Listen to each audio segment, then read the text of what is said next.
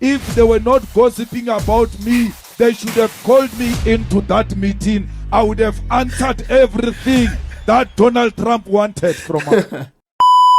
If they are not scared of me, call me into that meeting. That nonsense that Trump did in America, he will never do that nonsense. Look at his minions, bro. The majority of these people, they're either illegal foreigners or they are South Africans who have no jobs.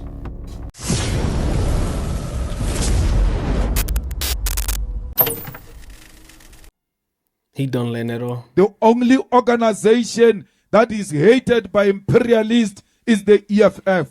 I will never be intimidated by America. I will never be intimidated by Donald Trump. They were speaking about me in that meeting at White House. If they were not gossiping about me, they should have called me into that meeting. I would have answered everything that Donald Trump wanted from us. So he says they should have taken him there, dog. He should have been part of the delegation. Rama, why did you leave him?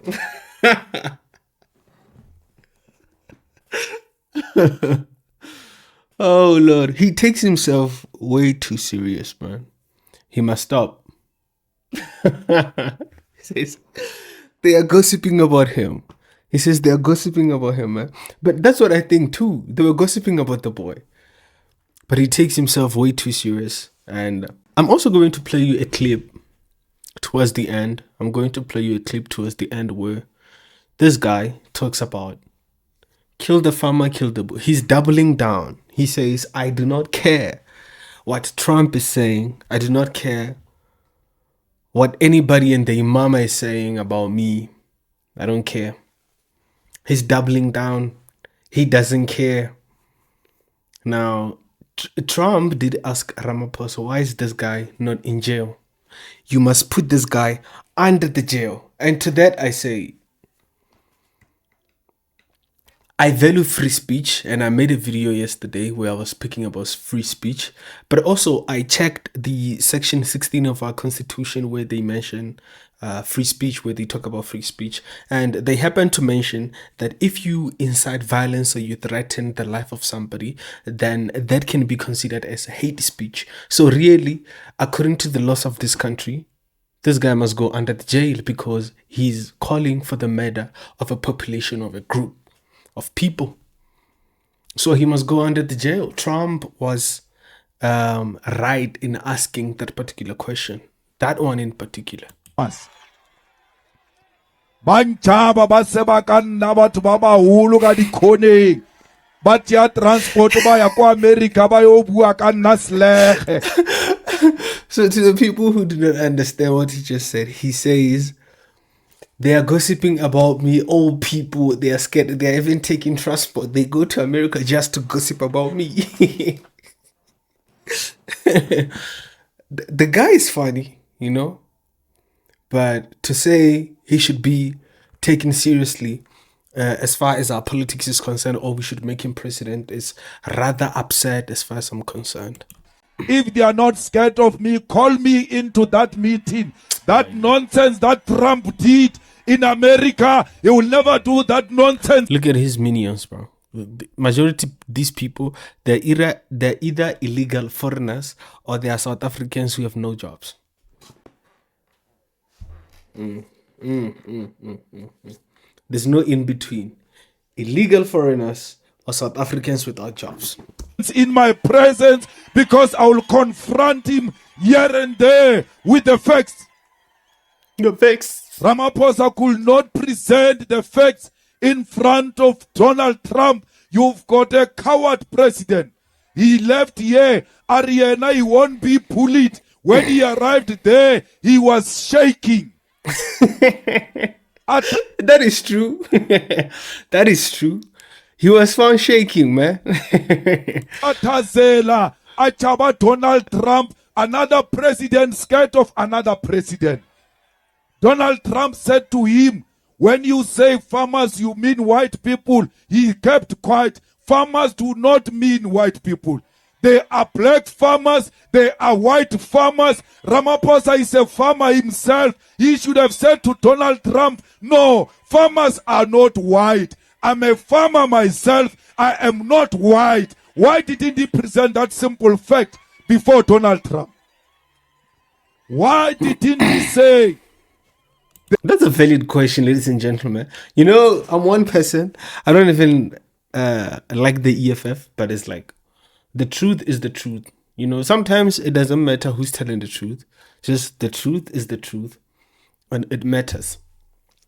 But really, we know that the EFF, they push for socialism. Their policies would not work for South Africa, and we should keep them away, very far away from the union buildings. Their policies are degenerative. They are motivated by hate for white people. And we shouldn't really be entertaining their ideas like that.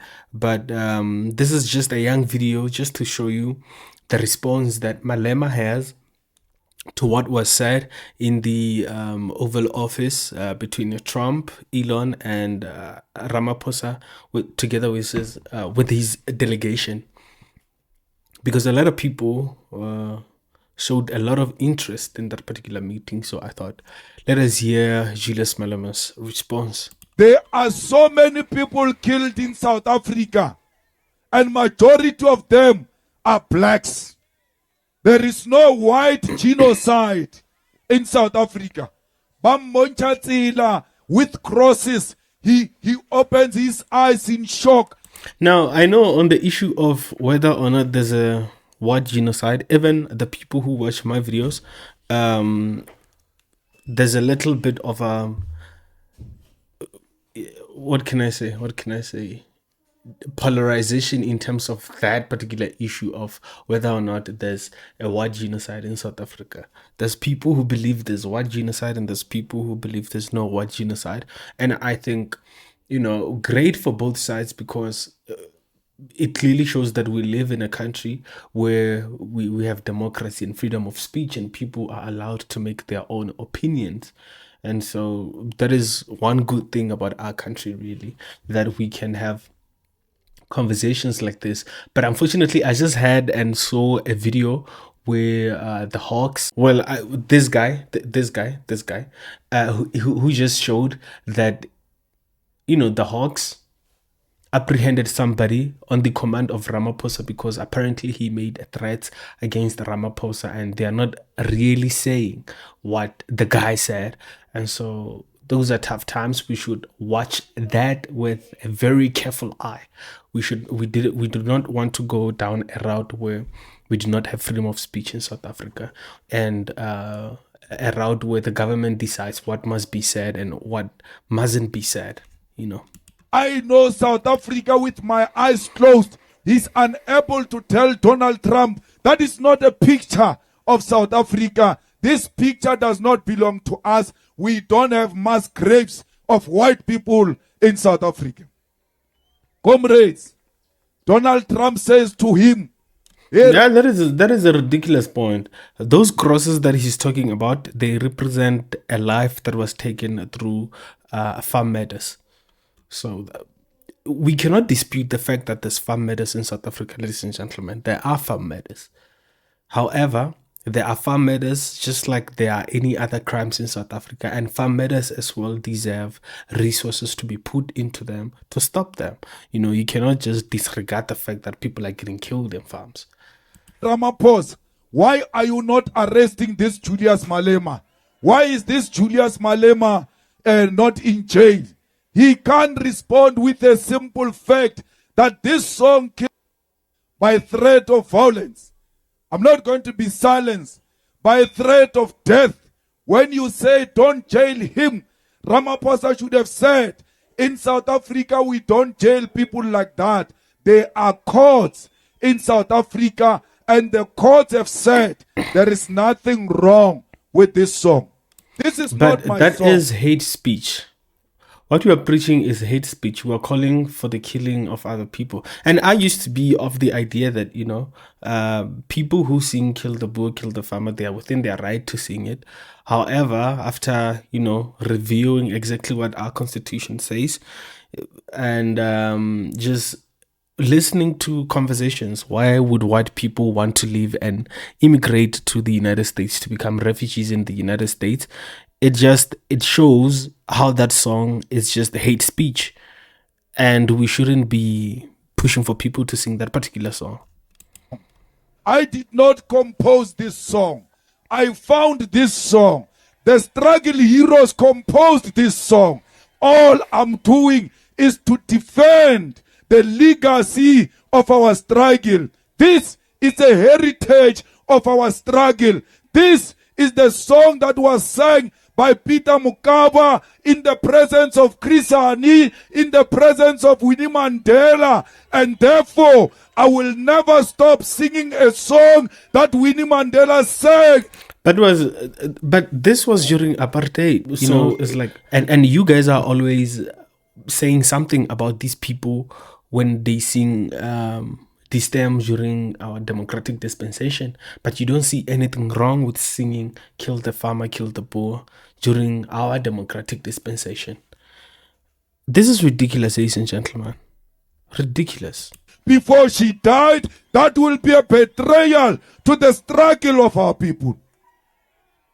Comrades, when they say stop singing "Kill the Poor, Kill the Farmer," they are going to say to you, stop demanding the land. Because bro, you are crazy. You are associating "Kill the Poor, Kill the Farmer" with the land. How do those two things correlate, really? you're offending white people. Don't talk about the land. When you stop the land, they say black people must go back to Bantu education. There must be African schools. When you say no, they say no, that is not allowed. Today, a tender is given in White House without advertisement. And you know why his rhetoric works? He makes so many hoops. I mean, he talks about this thing, that thing, he correlates it with this thing, and then he makes a point, but it's like he's just talking about a lot of things at once that do not make sense together. Really, I mean, how does the song "Kill the Farmer, Kill the Boer" associate with getting land? I mean, if you want land, work hard, save money, and buy the land. What is difficult with that? But stands up and says, why is Elon Musk, Starlink, not given an opportunity in South Africa? Elon Musk's business cannot come to South Africa if it's not compliant with 30% BEE.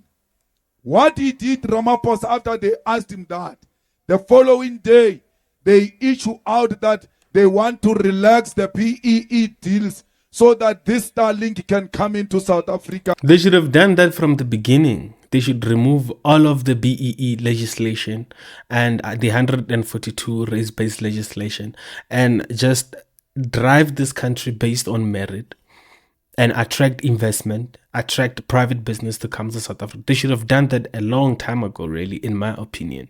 There is no such a law in South Africa. That Starlink will not come into South Africa if it's not compliant with the BEE. We are not saying 30% must go to one individual. That 30% must go to black people, as many as possible, because we want to benefit from our own economy.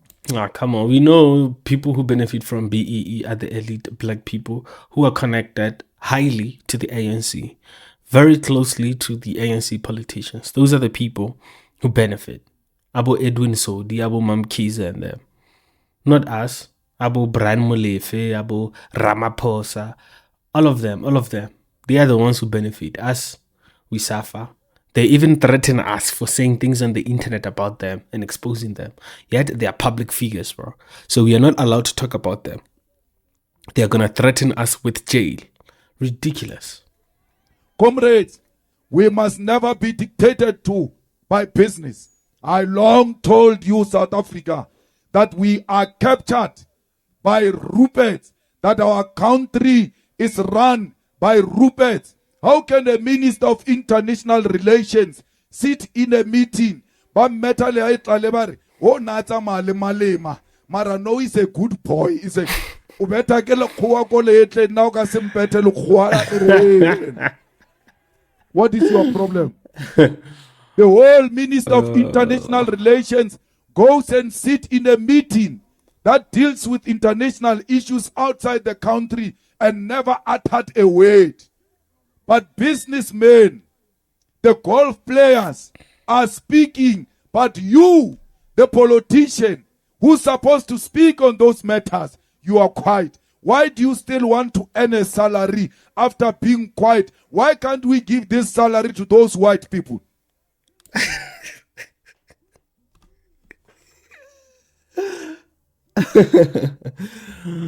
That fair. I mean, skin color. Put skin color out of the question. Why was the Minister of Agriculture speaking there in the first place, and the Minister of the Department of International Relations and Corporate Affairs? He's not allowed. Huh? DECO minister is not allowed to speak, but the Minister of Agriculture is going to speak. The Minister of in fact, no any other minister. These golfers that Malema is talking about, why were they allowed to speak? Why are they allowed to utter words on behalf of white South Africans? Because those people do not even relate to ordinary white South Africans, because a lot of ordinary white South Africans are in the middle class. They're not even rich like that. Why were they given airtime?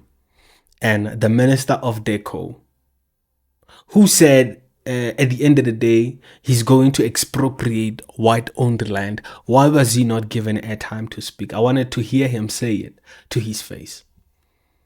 Because they are the ones who were speaking there. All white people who were in that house from South Africa, all of them spoke.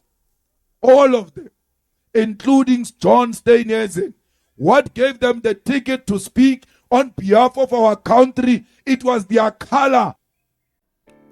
Well, I think it was really, if I think about it, if you think about it, ladies and gentlemen, it is because Ramaphosa went to the US with these white people to say, hey, white people, talk to Donald Trump that in South Africa there's no white killings, there's no white genocide. So he took them as stooges, as props to portray to Donald Trump that, nah, there's no such a thing back at home. So really, yeah, it is. And ladies and gentlemen, we are always against the wokies. We are always against the lefties. But, we have to appreciate it when facts are spoken. When the truth is spoken, we have to appreciate it. Yeah, no, it was about skin color, really. Ladies and gents, if you liked this one, please hit the sub button, hit the like button, open those notifications so that you are notified every time we upload. Yeah, no. Emoye, so for skitchy, etati, kichi, kichima, kichima, Sibram Konto Alliance, Sibram Konto Alliance, Bongelabant, Hibagit, Bongelabant, Hibagit, Siltatile, Hilagit, Siltatile, Hilagit, shoot to kill, Kilama, shoot to kill, Yamasa, kill the poor, the farmer, kill the poor, the farmer. I repeat, kill the poor, the farmer, kill the poor, the farmer. Man.